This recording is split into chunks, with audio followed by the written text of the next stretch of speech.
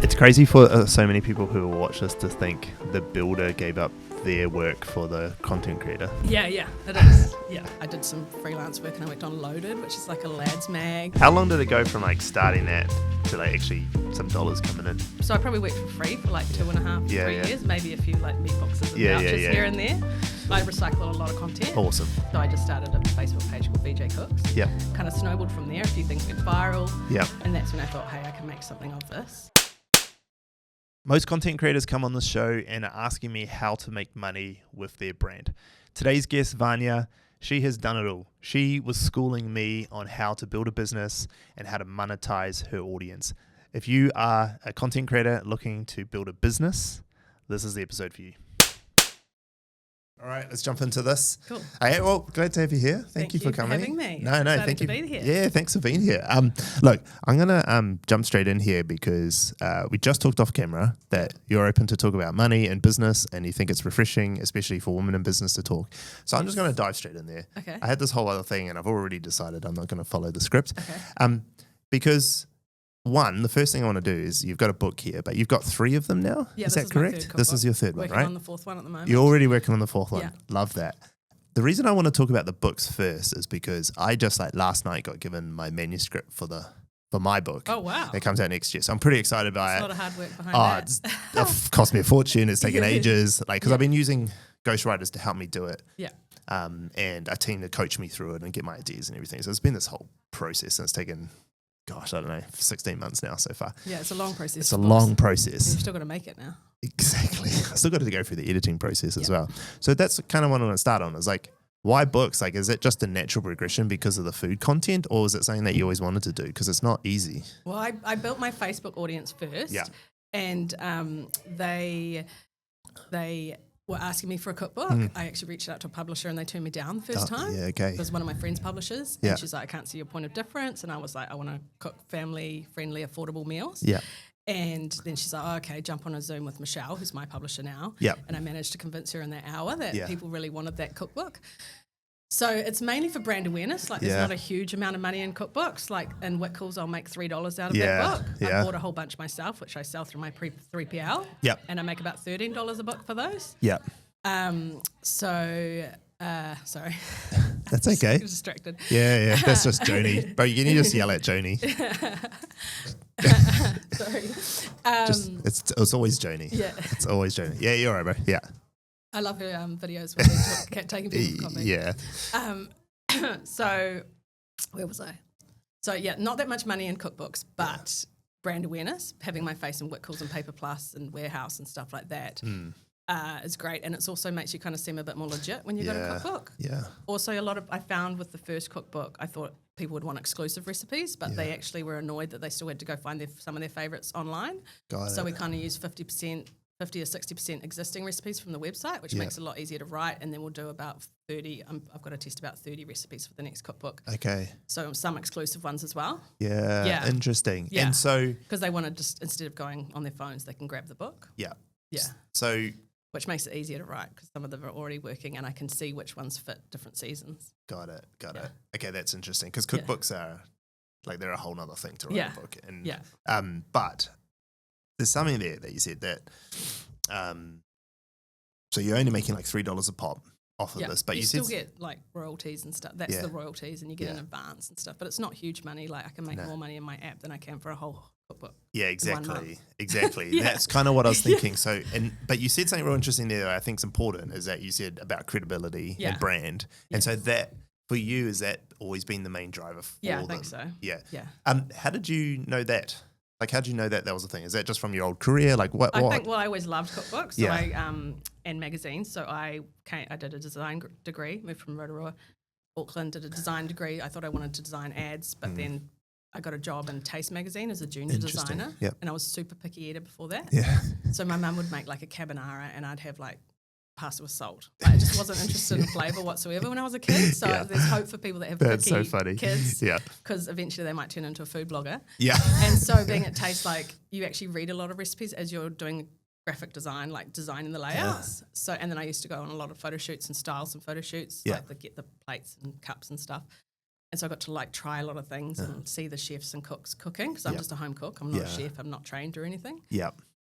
So that's kind of when I got into the whole foodie kind of side of it. Yeah. And then I was art director of Taste a few years later after working at various magazines like Cleo, which is a teenage girls magazine. And, I have never read it, but yeah. And then in London I did some freelance work and I worked on Loaded, which is like a lads mag, and Marie Claire, and I did work for Sainsbury's over there and stuff. Yeah, all around the world, and then came back and I was art director, and that's how I kind of got into the publishing side of it. Yeah, and so that's there's a roundabout way of saying I wanted to do a cookbook. Yeah, and that, like it also shows that you had experience in the world anyway. Yeah, like it wasn't something new to you when you went to make a cookbook, and that you already kind of understood how it worked. Just laying out. Well, I don't actually do the layouts, but I know how it works. And being like in the photo studio, I actually used to work with them when I was at Taste. It's all shot in Auckland at Flash Studios. Yeah, so I'm quite comfortable like looking at the monitor saying we need more parsley or can you move that spoon and stuff like that. So I'm quite comfortable because I used to art direct these shoots, but now I'm the one actually cooking it.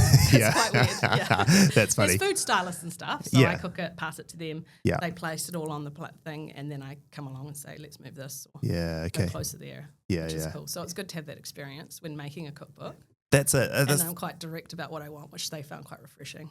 I kind of like that because actually when I talk to a lot of the young creators that are on this show and stuff and they're trying to, create their own whatever it might be, they are trying to do it from scratch and it kind of seems, we'll just do a book or we'll just do a thing. But actually like you've got like all this experience that comes before it, which is that whole idea of like the 10,000 hours thing, right? Like, you're not actually, lots of hours. Like, and I had the same problem when I first started this business. I used to say to people, you just do this and do this. But I could do it because I had 15 years of running hotels and building businesses and whatnot. And then so when I came to run my business, like it just seemed easy and quite common sense to do the things I do. But everyone else is like, no, how do you know how to do all of that? Like, and I was like, you just do the ABC. Thing. And then if you don't know it, learn it. Yeah. But then I realized that I was quite fortunate and that I had this career where I built businesses and done all this stuff. And so thinking about that career that you've had, like how much, like that's obviously played a huge impact for you on everything. Because then you've got this and then you've got the app. Yeah. Where? Tell me all the sources. Like where is all the revenue from? So I've got like 4 revenue streams pretty much. So we've got the app. So that's a meal planning app. So it's a monthly subscription of $16 a month. We've got about 2,000 subscribers to that. Yeah. And then I've got my website. So I've invested quite early in having a website. Someone helped me with the website because each recipe post takes about 5 hours to put up. Yeah, wow. So that was my first employee, was one of my friends contracted to me, and she did like 5 hours a week. She's up to like 15 hours, 20 hours a week now. Yeah. She's my website manager now. So I invested, like almost paid her more than I paid myself because I knew eventually I'm going to make good money from my website. So the website gets about 40 to 50,000 hits a day. Yeah, wow. So over 1 million views a month at the moment. So I get advertising revenue through Mediavine. Yep. So once you get up to 50,000 sessions a month, you qualify for Mediavine, which is like Raptive. Yep. A lot of the food bloggers use Mediavine or Raptive and they place ads on your website. Yep. So you get paid per session, like RPMs and stuff like that. So second revenue stream, so it's the app and then the website. And so those are probably the top. Yeah. And then branded content. So I've got an agent. I work with We Are Tenzing and I've just done work for like beef and lamb and Doritos and just kind of things I do. But that's probably 10% of my income and it's a good bit of pocket money. Yeah. It's quite fun because I can kind of do that by myself in the studio. Yeah. And then cookbooks as well. Cookbooks, yeah. And I also buy cookbooks and sell them. And I've just started with the 3PL. Yeah. And we've just turn the ads on and they're starting to like the cha-chings coming through. Oh, really? Nice. Spotify, so that's good. I love that. Shopify. Yeah. So it's nice hearing those going because we just turned those ads on a few days ago. Yeah. So you're buying your own cookbook? I buy the books for $20 wholesale and then sell them. So, at the retail price? Yeah. So I'll make about $13 instead of $3. Yeah. Love that. Yeah. And they're also all signed. Yeah, cool. And love it's that. nice outsourcing that to the 3PL. In West Auckland, so I just dropped off a whole bunch of signed cookbooks there. So that's the incentive to buy them because they're signed as well. Cool. Yeah. And so those income streams, are they ranked? There's 4 pretty much. There's 4. And are they ranked app then website? Is the website more than the app? They're about the same. About the same. Okay. Yeah. And then it would drop down to book or is it do brand deals? About the same. About the same. So about the same. Sometimes... Depending on the month. Probably the brand deals are more. Okay. Probably doing about $60K a year in brand deals. Yeah, wow. Yeah. Amazing. So not huge, but because I've got it. But still, it's your pocket money and stuff. And yeah. Still fine. But so that's real interesting. Like when you started the website and you're paying your friend to do the website, and Yeah. you're paying them more than you're paying yourself. Well, I was paying myself, but sometimes Yeah. I had to move money from savings. Yeah, okay. But this only just stopped like last year, like moving money around to Yeah. pay people on time. Yeah. I finally got that momentum, which I've invested in people Yeah. to help me. Now I've actually got that momentum. I can pay people on time, and there's a little bit of Yeah. slush fund in the VJ Cooks Yeah. business account. Yeah. But last year I was like moving money around, paying myself last. But now my husband and I are finally on wages. Yeah, and it's yeah, nice yeah. knowing what we get every month, and I can pay people straight away if I need to. Love that. Yeah. Yeah. I mean, that's business though, But right? I knew investing in everyone, eventually I'd get to that tipping point. Yeah. Yeah. How did you fund that as you went through it? Was it Well, I was from still making enough. Yeah. But it was just like, When did you get get paid? invoices don't get paid on time. But I knew each month I'd get my revenue from it was a membership before it was an app. Yeah. And I'd get money from my media vine back at a certain time. Yeah. I knew that was coming, so sometimes I'd have to move it from Yeah. my account, pay them, knowing the money was coming in a few weeks. What about at the beginning? At the beginning, Because you're still working then at the beginning, or what? No, so we moved to Taupo when my second son was Okay. 6 months old. Yeah. We wanted a more simple, laid-back lifestyle. Yep. We spent a lot of weekends there with Yeah, my nice. husband's parents had a place there and my sisters lived there. And then we were like, let's just do it. Yeah. And so my husband was full-time builder. Yeah. And I was just looking after the kids. So I started off just because there's no magazines in Taupo, Yeah. so I couldn't freelance to magazines. Yeah. And then I just started off, I got this little app called, I can't remember what it was called, but it was like, you could make cute little videos. Oh yeah. So I started filming myself making recipes. Yeah. So it kind of started. Yep. And I created a VJ, so Vanya Jean. Yep. VJ is my nickname to like all my family and friends. So I just started a Facebook page called VJ Cooks. Yep. And that's when I put the videos and I got a few likes and a few comments and Yeah, it was yeah. cool. And then it kind of snowballed from there. A few things went viral. Yep. And that's when I thought, hey, I can make something of this. Yeah. And then my friend, there's another food blogger in Taupo, Just a Mum. Okay. She's got a big Facebook page Yep. as well. And she's like, oh, I made $400 from my website last month. And I was like, what?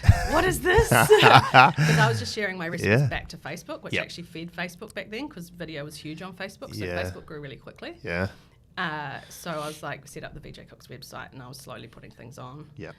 And so I did this by myself for Yeah, about 4 okay. years. And then I was like, I can't do it all because Yep. people think food blogging is all cooking, but it's actually like 95% No. computer. Yeah. Yeah. 100%. So I was full-time mum. Yeah.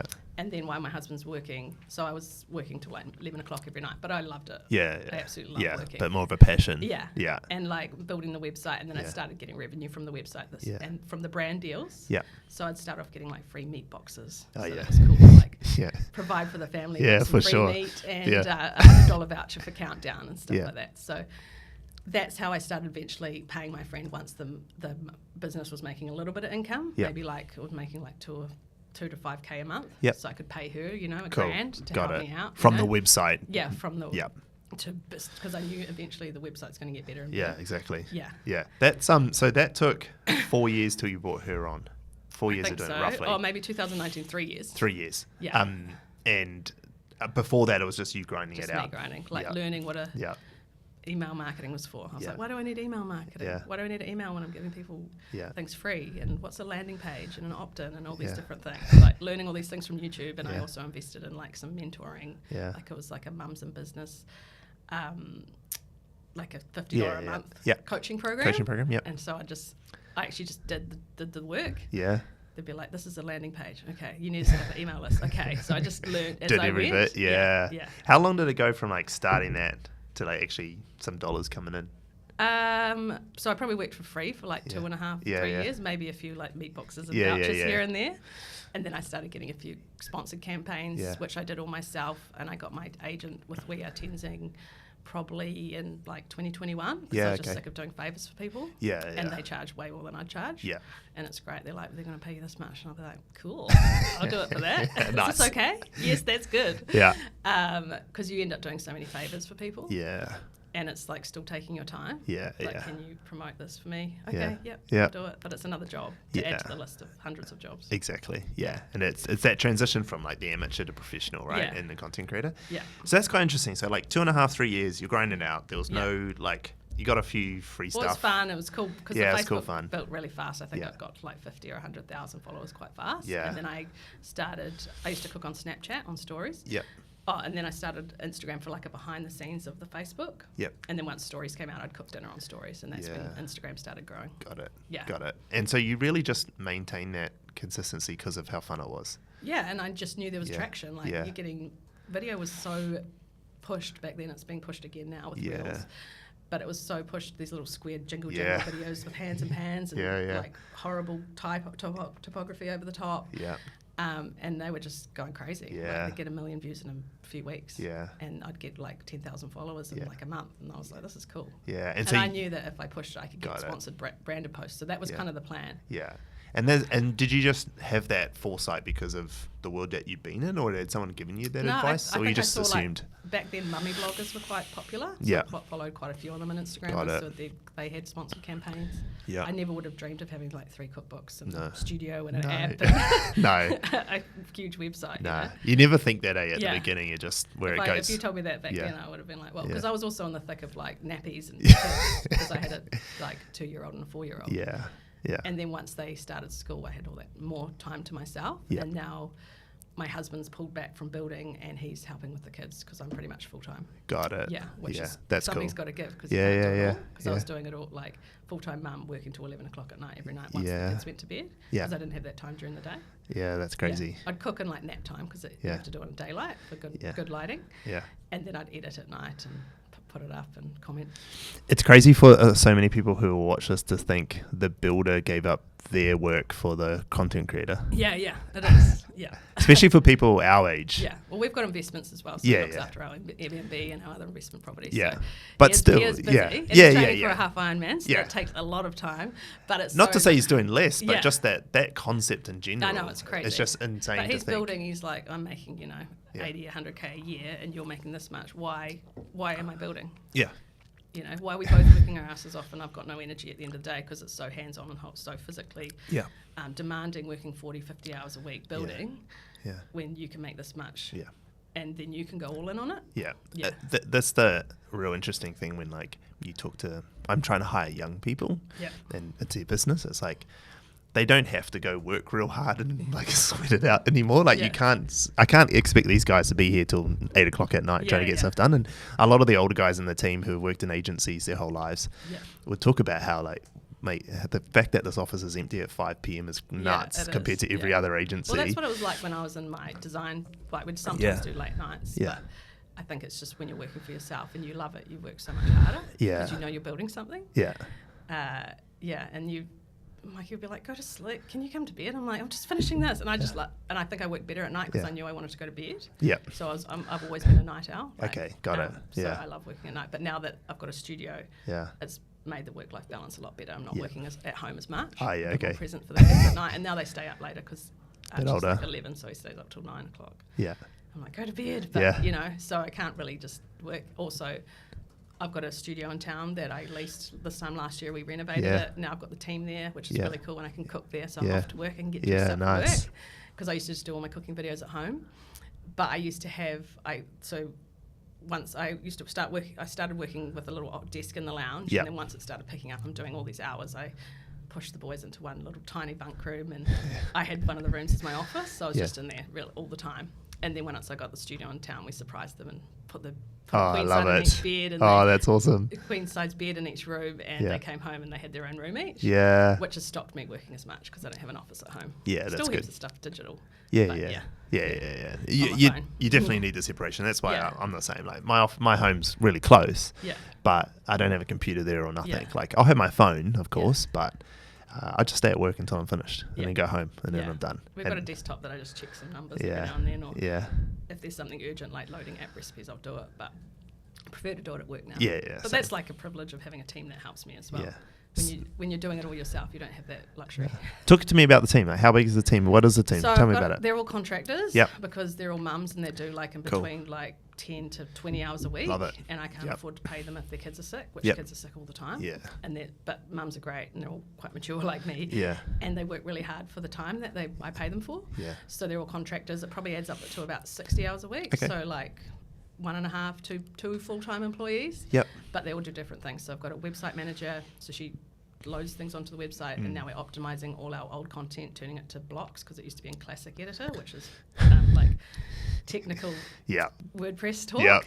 And then we've got my membership manager, so she we get like, why have I been charged for this? Like, customer service stuff. Up for the app, so annoying, but that's fine. And she does all my email marketing. She's a writer. Okay, she used cool. to write for stuff, so perfect. She's great. Yeah, amazing. And then I've got my sister who actually helps me create recipes. Okay, she's actually cool. a better baker than me. Yeah. She actually studied. Interesting. Food, so she does a couple of recipes each month for the app, because we've got to keep ahead of that mouse wheel because there's 8 new recipes every month. So we're always creating content. Yep. And then Liana's just come on. She's the studio assistant, because we're all like cleaning the studio. Now she's cleaning it, and she's also taken over the Facebook scheduling. So we post 7 times a day on Facebook. Yeah, amazing. That's where some of our traffic comes out from. Yep. And not everyone sees it. And the Facebook page is building quite fast at the moment. We're at cool. 365,000 now. Amazing. Because Reels are going really well. Because we're cross-posting them from Instagram. Yeah. And they're going well, which is good. 7 times a day. What are you posting? Oh, it's just a different recipe. We just recycle everything. Just recycle. I recycle a lot of content. Awesome. And then the last person is Jane, who's come on, and this is my last thing to let go of, outsource, was Instagram. So got it. All of my recipe videos, the raw videos before they're edited, go into a big file in the drive, and then the finished ones go in. And so she'll either grab the raw ones, or she'll grab a finished one and make it shorter, put new music on it. So we recycle, because I can't even remember if I posted chicken teriyaki 6 months ago. So it means you're not. You're my exactly. follower. And if you're a new follower, you haven't seen it. Yeah. And if you're an existing follower, it reminds you to make it. So we recycle a lot of content. That's so good. Yeah. It's so good. It's so good for people to hear about recycling content. We do it lots as well on lots of posts. And like if this podcast, for instance, if I have a spell of like not recording because I'm traveling or whatever, you just like put out all the top best hits. And you can chop it up, put different stuff on and different things. It's so easy with recipes as well. And then in amongst the recycling, the ones, I'll put the new ones that are coming in. So we plan the recipes for the app based on the gaps in the website. Mm-hmm. So they become exclusive to the app for like 3 months, and then they'll go onto the website. Got it. So the website's got over 700 recipes now. Yeah. And they're all so you make about 1 cent per session. Wow. Which adds up when you get 40,000 sessions. Yeah, I was going to ask that. Yeah, so a cent per session is roughly what you'll get. Well, RPM at the moment is about $15 US. Yeah. So that's per 1,000 views. Yeah. But it goes between it will drop down to 9 or 10 and jump up to like 20. Got it. If there's like a holiday in the States. Yeah. Most of my traffic's New Zealand and Australia. Yeah. And the RPMs in the US are a lot higher. Yeah. But it's because I'm making deviled sausages. Yeah. Stuff like the curried sausages and crap like that. Americans know. Yeah. So it's like Kiwi-based recipes. Yeah. And we've never really got into like the SEO kind of tracking keywords and finding gaps. Okay, because cool. I've just cooked what I want. Yeah, I was going to ask that. Yeah. Have you gone into the SEO game, or is it all just driving traffic from socials? It's pretty much just filling gaps. Yeah. Oh, Google's still going like good. 80% of okay, traffic cool. now. Yeah, okay. But it used to be from the Facebook page, so that was 80% Facebook. Yeah, wow. 10% Google, but now Google's realised that I'm authority and I've got good recipes. Yeah. And we've kind of optimised the posts. Yeah, nice. FAQs and things like that. Yeah. So it knows to send people there. Yeah, so that's where, I think it's 80% Google, then okay, that's good. A little bit of Pinterest. Yeah. I haven't really done much about Pinterest. We just put one pin on for each recipe just to tick that box. Just to have it. Yeah, I used to have everything in Google Sheets, and now it's all in Monday.com, which is like Trello or Asana. Yep.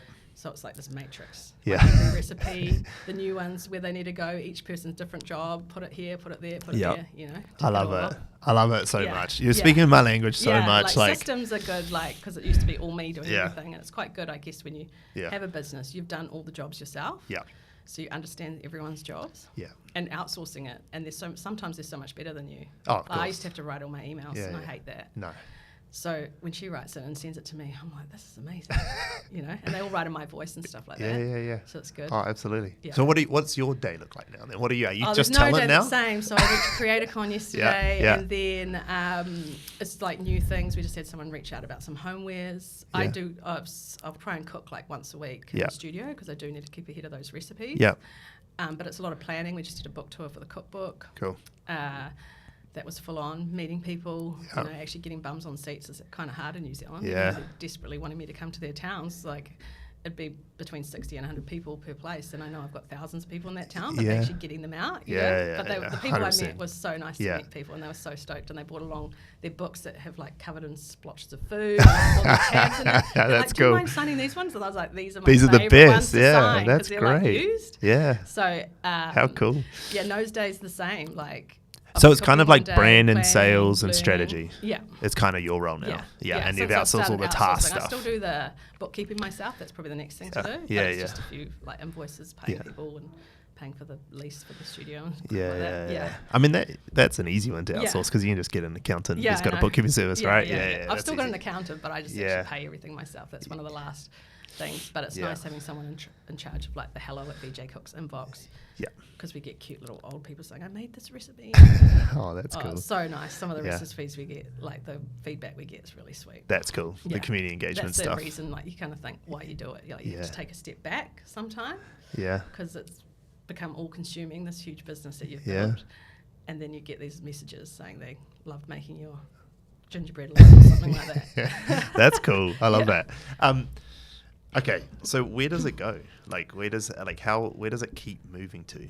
So building the app. So we're about to rebrand because at the moment it's called the VJ Cooks app. Okay. We're going to rebrand it to something more generic. Because I think if you're in New Zealand, you probably know who VJ Cooks is. You know whether you want to follow her or not.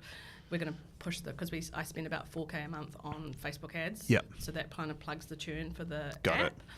And then we do launches every quarter. I'll do like a cook-along challenge to bring a whole bunch of people in, and we do specials like 14 days free instead of 7 days free. Cool. Things like that, just to provide some incentive. Yep. It started off, the membership I started in 2020, and it was a PDF-based one. So each month you get a new recipe book. Yep. But by the time it was 4 years old, there was like 80 recipe books, and you'd be like, where's chicken teriyaki? Oh, it's in August 2021, you know? Yep. So it got really hard to search. So that's why I invested in the app. Yep. And then we loaded all the recipes onto the app, and now you can choose 5 recipes and it generates a shopping list for you. Amazing. Things like that. Yeah. So just developing that out further now? Yeah, so rebranding it so it's more professional, and then that's what I was getting at. So it appeals because we've got Aussie's pretty similar food to us. Yeah. So we can spend more on Facebook ads over there because they don't know who VJ Cooks is. Yeah. So the new name will appeal to them more. Yeah. They'll be like, oh, this is a meal planning app instead of my cute little app. VJ Cooks app. You know what I mean? Yeah. Yeah. So like making it look a bit more professional. So I actually just need to sit down. We've done some little mock-ups, but I am a graphic designer, so I just need to sit down and do the brand guidelines and sort it all out. But I just need a spare day for that. Yeah. Where did those come from? Who knows?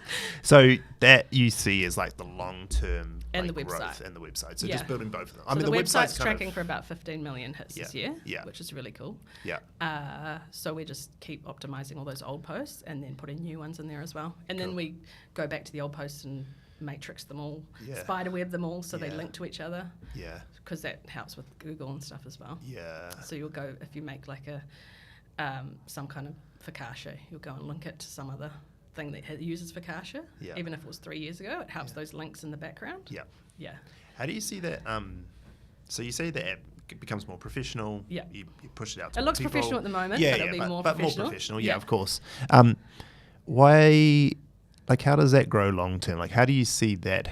Just thousands of followers. The more you like, the more followers, not followers, subscribers. Yeah. But people, since it's a subscription-based app, people kind of treat it like Netflix. Yeah. Like some months you can afford Netflix, other months you can't, and that's fine. You can jump in and out. Cool. I had a teacher at the start of the year.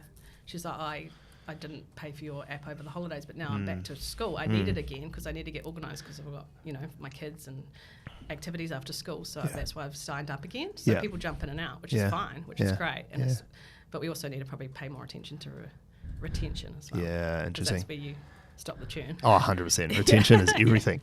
How do you feel then that, like, with AI rising, like, stealing that audience? Well, I just use AI as a tool. Like, it's great for tidying recipes. I used to spend half an hour typing a recipe. Now I just talk it into my phone to say, tidy this up my style. Yeah.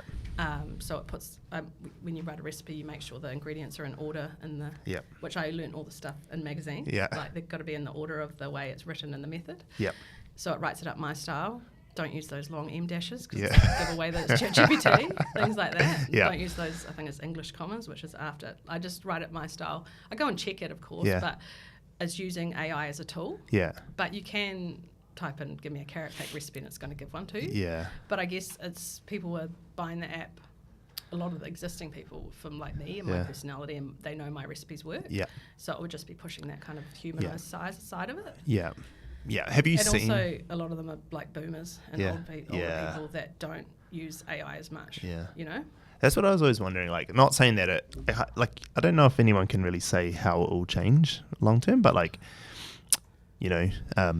obviously, yeah, more and more people are using AI. Like, I read something the other day. I was like, 90% or 95% of people have intentionally gone out in New Zealand to use AI for a reason. Like, it was real high. It was like, it's so useful. It was outrageously Especially high. If you've got a tech problem, why is it not my printer not working? Because I'm like, where's IT? Yeah. I'm like, I'm IT, Exactly. Small office.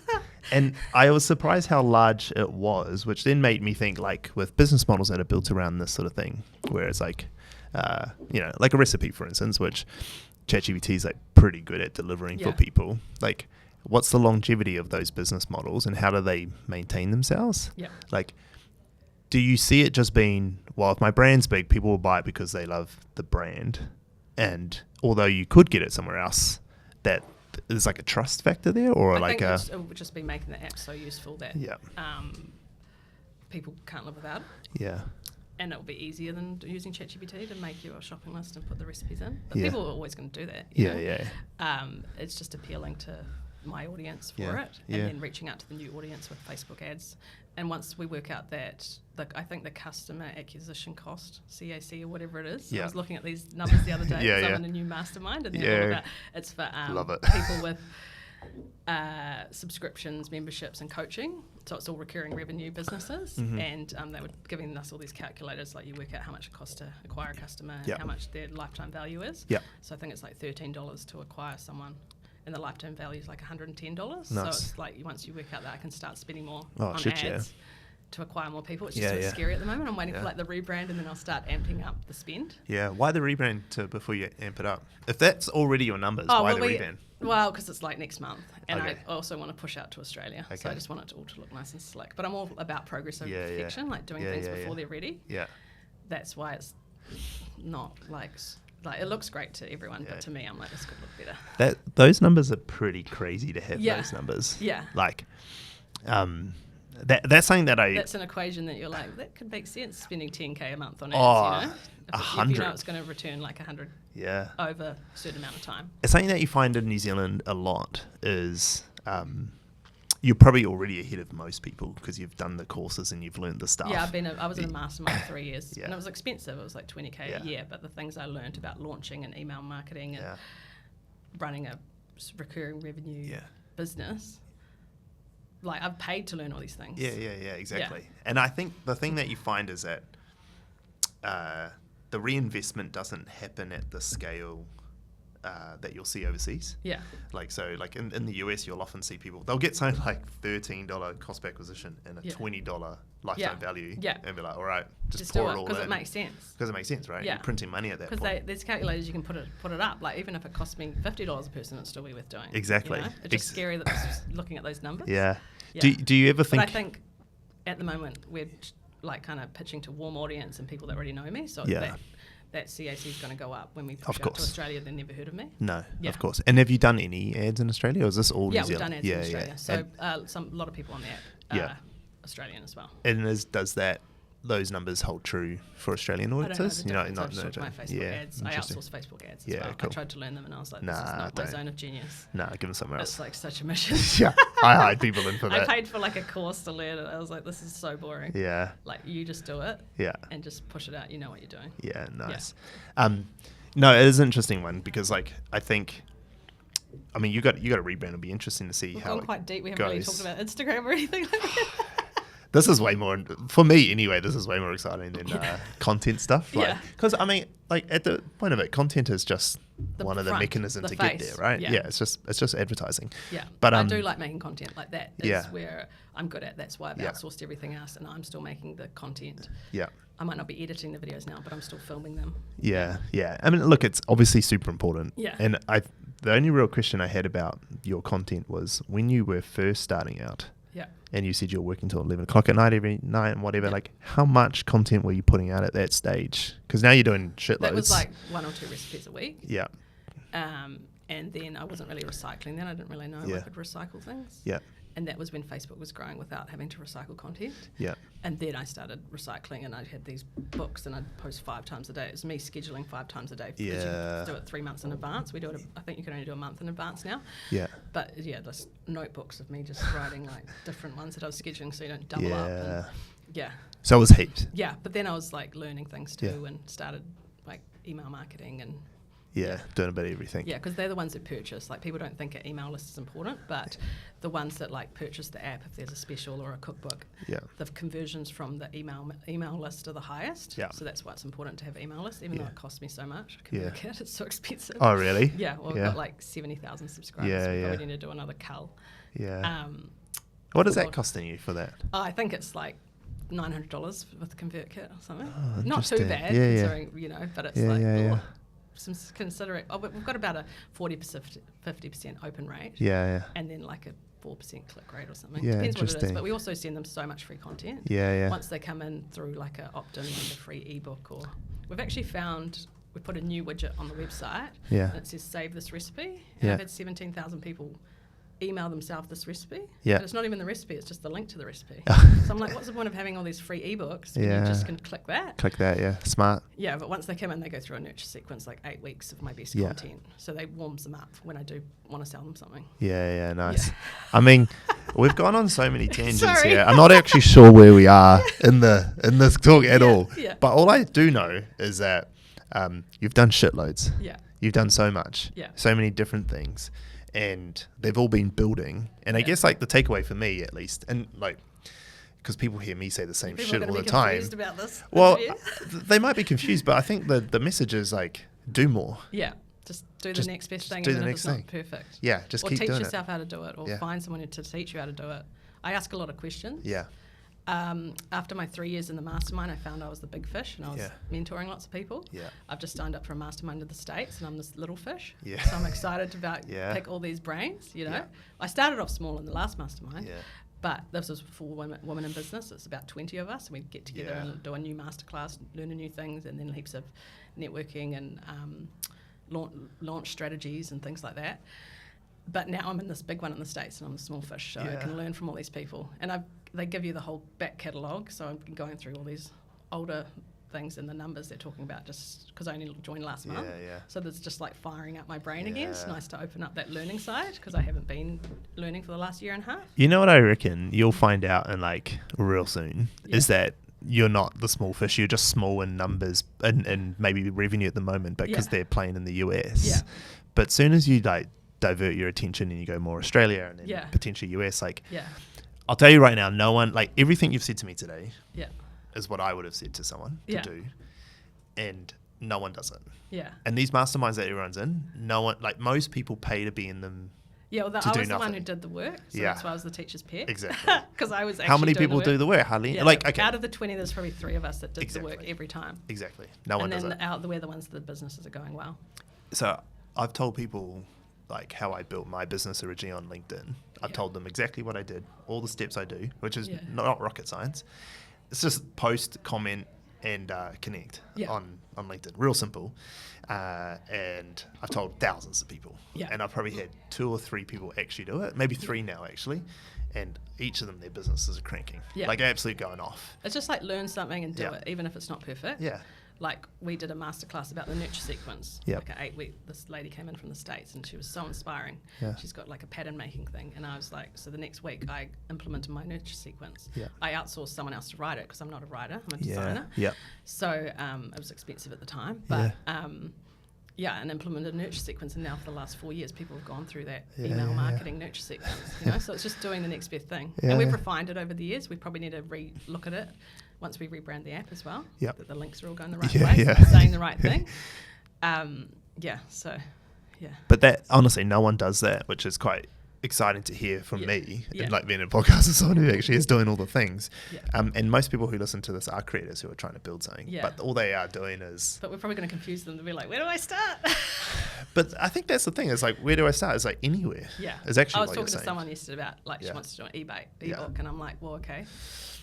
Started like mentoring her, which I love. That's what I love talking to other people about. What's your opt-in? Why are they going to sign up to your email list? And then how much you're going to sell this ebook for? You know, what's their reason for coming to you in the first place? Are you giving them a discount to jump on your email list? And she's like, whoa, I need to write all this down. Like, you know. I think that what you just said there is really interesting. That's typically what I would say to people too. Is that's like, how what's I the started why? digital products as well. Like, why are you here? Like, what's the real problem you're trying to solve first, as opposed to I want to make an ebook. Yeah. That's why I've seen someone else do it, so I should do the same thing. Yeah. Well, mine's all about like teaching people to cook easy recipes. Yeah. Like my recipes aren't crazy, confusing. I'll cut as many corners as I can without compromising on flavour. Yeah. Like that's why chefs will be like, I saw your recipe. I was like, don't look too close. Like they're good, easy recipes for because I'm just a cook. I'm not a chef. Yeah. And I'll test things to make sure they work. But that's what the appeal, I think. Yeah, yeah. Because they're easy recipes that people love, and I show them in an easy way on Instagram. Yeah.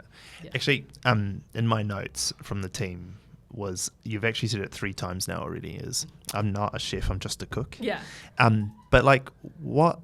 1, why do you say that? And 2, why does it matter? Well, if I was trained cook, I'd know all the technical stuff behind it. Does that matter? No, it doesn't matter. So just determination. Pretty much to be successful. Exactly. So like, I just like to define that because it would piss chefs off if I said I was a chef, and I'm not a chef, and I do have friends that are better cooks than me. No, you know. I'm not necessarily saying that you need to be a chef, but like, why the distinction for I'm not a chef, I'm just a cook? Why not just? Well, I think that appeals to people as well, that they can just be a cook too, and they can still make amazing meals at home. So it's like a branding thing from your perspective? I guess so, yeah. I'm not a chef, and you're not a chef if you're my audience, you know? Yeah. And if you are, don't look too close. Yeah. Because you probably know how to do it better or more confusing, but then it might not appeal to everyone. Does it, so from your perspective, like being a cook is more so that like people feel they can relate to it a bit more? As opposed to, because that makes a bit of sense. But like cooking's like one day every 2 weeks, you know? Yeah. Yeah. No, I find it really interesting because like I think... No, it's kind of taken the fun out of it a little bit. And now when I cook, I'm like, oh, I should have videoed that because it was good, you know? Yeah. Like, yeah, so... Yeah, because I agree with you. I don't think it matters if you're a chef or a cook in this sort of instance. It's like... I understand the difference. Like my background's hospo, and I know that like if I ever called one of our chefs a cook, they would have thrown a knife at me. Yeah. Or if I had have called one of the cooks a chef, the head chefs would have thrown a knife at me, going, "He's not a fucking chef." Well, there is great chefs like Andy Cooks. He's a chef, I'm pretty sure, and he's like creating amazing content, and he is a chef because he has all that knowledge, you know. Yeah. And I suppose like it was just an interesting observation of like. I'm not a chef, I'm a cook. I can't believe I said that 3 times. Yeah. It's so embarrassing. No, but I don't know if it's embarrassing. But it is the brand as well. Like VJ Cooks is the brand. Yeah. And I think that's okay. Like I really love the answer there that it's like, well, actually, no.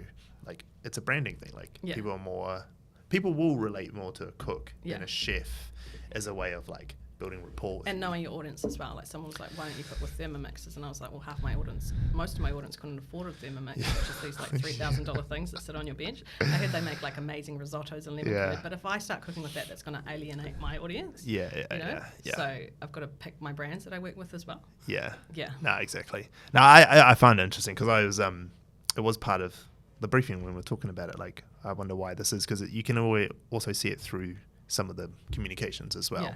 And I was wondering, is it it's all about achievable. Yeah. Is it a branding thing, or is it like just I don't know if insecurity is the right word, but like no, I'm not insecure. I'm a good cook, but I'm not. I wouldn't do MasterChef because I'm not fine dining enough. I could do like My Kitchen Rules because you know, like that's the kind of difference between like I wouldn't be able to plate it perfectly in those little squares with something sticking out the top. How do you think going back to the app? Everyone else who's watching this who doesn't know how we got to this point, you'll figure it out. Just do some work. But going back to that, I want to think about like the growth of it, because you said like expand into Australia and blah blah blah. But like, how does the product outside of branding, like how does the product evolve itself? Like eventually we might reach out to like the supermarket, so you can add to cart that way. That's what some people already have, so I'd like to do that. I don't know. So I didn't build the app. I pay a subscription to the guy who's built this. It's called Member Kitchens. Oh, yeah, cool. They've built a white label software, which I was looking for, and then he was on the Food Blogger Pro, which is a podcast I listen to. And I was like, this is a guy I need. So I got in touch with them. They put all my branding and colours on it, and then you load your recipes on it. So you've got your own app on his software, because building an app's like $100K or whatever. Costs a fortune. And it's also great because like he can just change things. If there's glitches, he'll fix them straight away. So I pay him $1 US per subscriber. So it's about cost me about $3 or $4K a month. To pay for the software. For the platform. Yep. So that's going to go up as I get new subscribers, but that's okay because I'll pay it off. Yeah, exactly. Yeah. I mean, that's great. I mean, that's how a lot of like the fitness apps and stuff work as well. A lot of those things, because there's no point building it. Not at the beginning. But the only thing is scary is like if he goes under, everything goes under. So eventually, maybe if it gets really big and I'm earning like, you know, 100K a month recurring revenue or whatever, maybe I'll build one myself. Yeah. Because then I'll own it. Yeah, exactly. But it's like, I'd be like, this is working fine, copy this. Yeah, you don't want to do it at the beginning. No. But in saying that though, like we just talked about AI earlier, like AI can probably build that app pretty quickly these days anyway. In the last few years. You probably almost figure it out for yourself. Yeah, don't copy me. yeah. It's like actually quite scary how good I'm also going to bring AI can build like it. other people to help me cook. Like I've just reached out to another creator in Auckland. She's going to do a couple of recipes also, so that when we have the sales page for Cook Plan, it's got a few photos of, it's not all me. You know? Like, so it's, I still curate the recipes, what's going into it, and decide what's going to go in it. But it's me, my sister Grace, and this other girl that's coming on. Eventually, I might get a nutrtionist to do a couple of healthy recipes a month. There's healthy recipes in there, but I'm not scared of like butter and sugar, so there's lots of desserts too. Love it. Everything in moderation. That's actually interesting you say that, because that was what I was going to ask. Like I've seen a bunch of people in different app spaces and the way that they grew it. Like I don't know if you've heard of Rachel Dillon's Move With Us app. No. So she's a fitness influencer, but she does, my wife's obsessed with her. So she's like she was like 4-time bikini world champion or something. So she can imagine what she looks like. Yeah. But she built an app. Yeah, ripped as. Strong. Yeah. And she built an app, which is awesome. She's obviously really good at what she does. She built this great app. She's from the Gold Coast. And then her way of evolving it was she went out and found like 6 or 7 other bringing them in. amazing women. And she just like, if you want to come in and do strength here, this is me. Perfect. If you want to do Pilates style stuff, this is this woman, and blah, blah, blah. So she had like a whole bunch of people. They then obviously get like a percentage of what they convert into theirs or whatever. But they don't have to go out and build their own app. They just, she brings them in. She's got a studio. She does it all for them, creates all the content. They just get paid out from it. And I mean, she's huge. Her development team's like 20 people. That would be me eventually. Yeah, that's an awesome model. It's like, you know? I can only do so much myself, especially when you're doing the big thinking and stuff. Yeah. So I do love doing the recipes, but doing 8 a month's a lot. Yeah. So that's why it's good having my sister help. I'm going to get someone else to come in and help. Yeah. And I'm going to make sure they're still my style. They're still easy. Yeah. But yeah, eventually, you know, I might only do 2 a month. And especially like, because you could I've have got so many other things on. You can have other brands. Like you can have someone who's like, say, a different cuisine. You know, you can bring someone in who's like maybe like some Asian cuisine or blah blah blah, whatever. Or you do get chefs who can It just depends how speak. that model would work. Whether I just pay them a one-off for the recipes, which I'm going to do, pay them like an hourly rate or a recipe price, or whether like, do I own those recipes now? Are they still yours? Like the IP behind it gets tricky. And also we're doing it to eventuate on the website, which is cranky as well. So it's like, would you be happy with them to go on the website too? You definitely have to find out what the right revenue model share is there. But you'd only do it if you bring in people who can drive traffic. Yeah. You're not just doing it for their recipes, because totally. At the end of the day, if they've got an audience, they can tell people to jump on. Because there's free recipes everywhere.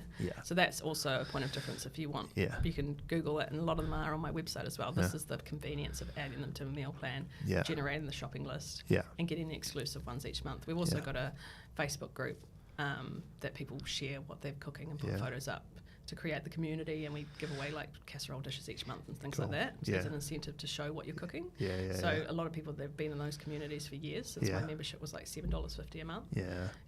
The reason I think it's a great way to evolve it as well is like, even though there might be some complexities in revenue and whatnot, it's that you become the platform as opposed to someone on the platform. And that's like the guy who makes your app, he's probably not going to go under, because he's happy because he's got lots of different people. So I think he's got like 100,000 users. You know, over different, because coaches use it as well. Because they can put nutrition plans in there. There's a company in New Zealand called Macrofactor. What's our app? Macrofactor. No, Macroactive. You guys got an app too? No, we use one. So Macroactive is a company based in New Zealand, just over in Kingsland, in Auckland, and they built a fitness app, a white labeled fitness app with a food truck and everything in it. And there would be like 70, maybe in these days probably like 100 staff there. Like the owner drives around in this Lamborghini. Like awesome. they're just cranking money. Well, that's what people want. They don't want to build the app. No, they want to build They just it. want to put their branding on it. Yeah, and then they even have it where they'll take a bigger percentage of your revenue from it, but they'll do all your marketing for you too. They'll run all the sales. This one, maybe. Goes off. Yeah. Like they're actually really good at what they do. And it's great for like a small creator or a small like personal trainer. Yeah. They can just, because you're only paying what you use. Exactly, and you don't even like, sometimes depending on your audience and how your audience is built, they will take the hit on the setup fee. Yeah. Because they know they're going to make their money in the back end once they get memberships. So if you had like, that's what I was thinking with you, like you've got this infrastructure built and you know how to sell it. The thing with a lot of young, or not even young creators, a lot of creators, they don't know how to monetize this at all. You can see this by watching my podcast a lot of the time. Selling's hard though. Selling's real hard. That's why we do like launches, like so you put all your energy into it and then I can relax and the Facebook ads can sell it ongoing to stop the churn. You've got the commercial model sound. Yeah. And I think that like... And that jumps us up with the numbers. We'll jump up like 300 or 400 members. Plug the churn mostly with the Facebook ads, which I can probably start spending more on to complete, like, so it starts going up more. Yeah. And then do another launch in the next quarter. Yeah. And then if you had these other people who had their own big audiences, like there's probably people out there with 1 million followers who can't make anywhere near the money you're making just on the app. Yeah. But you've got a commercial model that can scale across other people. Yeah. Like, have you ever thought about that? Like, what about, I'm not saying that you'd be, like, we are Tenzing like brand deal sort of stuff, but like the commercial engine behind other creators. Do you mean like putting their recipes on my app or like? Potentially, or just like copy and pasting everything you've done for yourself for other people. Well, that, I don't know, like teaching them how to do it, do you mean, or what do you mean? Just do it. You've got this team you've already built who's doing it for you. Like, how do you scale that team? Like, if you think there was someone else. Well, there's a lot of people that I'm like, like I started off with digital products, so I sold like a slices ebook for like $8, you know. But it is all money that's coming in. I had a Christmas ebook, you know, digital products, and then I just teased them in my email list. Yeah, and I was stoked when I sold like 5 of those. You know, it starts off small, but at least you're getting something else that's not like, there hasn't been that much branded content this year. I don't know why in food and beverage. Yeah, but in food like marketing. Yeah, but. That's good because I'm not relying on it, so I do feel sorry for the creators. That's 100% of their revenue because they'll be hurting when people aren't spending on that branded content. Yeah. I turn down a lot because I'm like, I don't have time to that. And that doesn't light me up. No. And also that would be random if I talked about that in amongst food. Nah. Yeah. Nah. I think like the engine room that you've built to grow your brand and monetize it through the website and the app. Yeah. I think people don't really realise what's behind it. They're like, how's your cute little Instagram going? I'm like, Instagram's like the front of my business and Facebook and TikTok. Yeah. But the rest of it's behind. Yeah, and that's what lights me up, talking about the business side of it. Yeah, I agree. Learning the business side of it. Yeah. I agree. I think that's the thing that is the value you offer. Yeah. Like, that's the biggest thing. Yeah. Like, that there is way more valuable. I tried to sell like a retreat for like food bloggers in Topor. And they were like, it was like, I priced it like $1,500 because I had to get the Airbnb and feed everyone, and we did cooking classes. And they just, like, New Zealanders just don't go all in. Nah. Like in Australia, we're like spending money on this mastermind and these retreats we go on, which you get like surprised and delighted, and like you get these goodie bags and things. Yeah. It's so exciting. But I tried to do that, and like people like, and then I just like made it. I just invited my foodie circle of trust, our friends, because we're all we're good friends, so I didn't charge them. I just charged them what it actually cost. What it costs, because I was actually going to like do classes and teach them about email marketing and a landing page and like digital products, but no one signed up really. And I reached out to like all these different foodie creators because I wanted to create like a little community, and but the people that did come loved it because they got like local goodie bags and things like that. There was 5 of us, and I just charged them what it actually cost me, which was like $800 or something. I think there's a model to not teach but do. I think because so our model's the same, right? Like we have a saying where it's like, we don't sell knowledge, we sell execution. Yeah. And there's way more money in execution than there's in knowledge. And a lot of people like scale knowledge, but that's it. But actually doing it for companies and people where there's like a real commercial benefit to them as well. Yeah. And so like in your model, it's taking what you're doing, scaling it across someone else's brand, however you want to do it, bring it into your app like Rachel Dillon did, or helping them do their own one, but then taking a percentage of the revenue from it. So you mean creating a whole nother one? Potentially. For a different brand? Potentially. Yeah. However you want to do it. I just know how much work goes in behind it. Like loading like 500 recipes took us months. Exactly. And I think you'd have to, but you'd have to go, how do you work with the right person who will, they don't know how to, like, you went on so many tangents today. Yeah. No one's going to be able to keep track of that. And you can't do it all. You've got to choose one. But you will know how to do it all. Yeah. And you've got a model that does. They could potentially even help you with the work. But it's just whether I have the brain space to help them do that instead of pushing my own business. No, exactly. So that's what I'm saying. Like, how do you... Because you got to think about like evolution with business, right? Like, and you have already. Yeah. And there's always going to be like a next evolution. Because if you just stayed the same way it was with just a website and an app, like they always like have their moments. Yeah. And so like you're always trying to build something new or grow it or whatever.